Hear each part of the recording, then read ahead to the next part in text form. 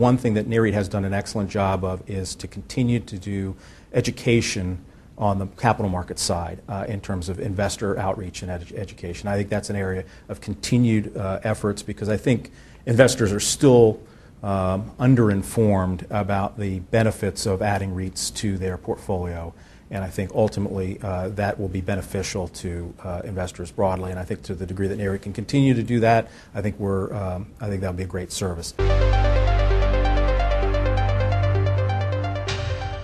Out of the research area that I ran, probably the most significant issue that I take pride in was the evolution of the property-specific indexes. Obviously, I inherited the total return and share price indexes that were based on the standards of that NAREIT had established: mortgage, hybrid, equity, and the composite. And then subsequent to that, with the advent of the '93 IPO boom, we were able to start breaking out the indexes in a more property-specific area, which allowed institutional investors to do comparatives to the private real estate market, which really created a whole genesis for institutional investment in the marketplace.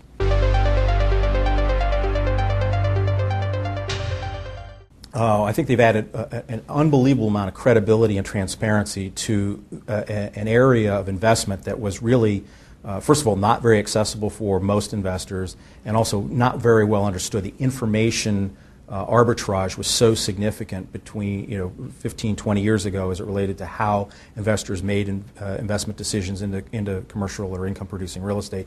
REITs really changed the program there by providing much more transparency in terms of their fundamentals, but also just the daily pricing. That mechanism of sort of a minute-by-minute, second-by-second auction provided real-time pricing and gave the capital markets a broader view of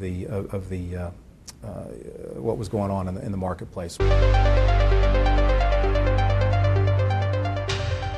Ultimately, it becomes a larger and larger liquid industry that becomes more and more global. And I think as companies continue to gain share and strengthen their domestic homes, they will look for a global investment profile, and we'll find more and more global companies that sort of mature out of this, that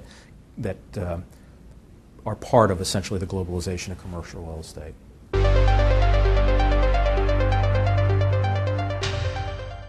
Well, I think it clearly provides an institutional framework for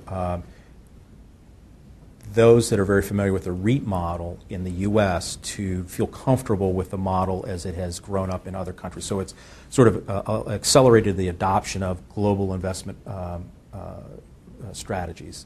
I think to the degree that we're going to continue to see more and more adoption and more cycles where public real estate companies are the way to own and operate real estate. I think that just again goes to enhance the credibility and liquidity and depth of the marketplace and the transparency of it, which bodes well for investors globally.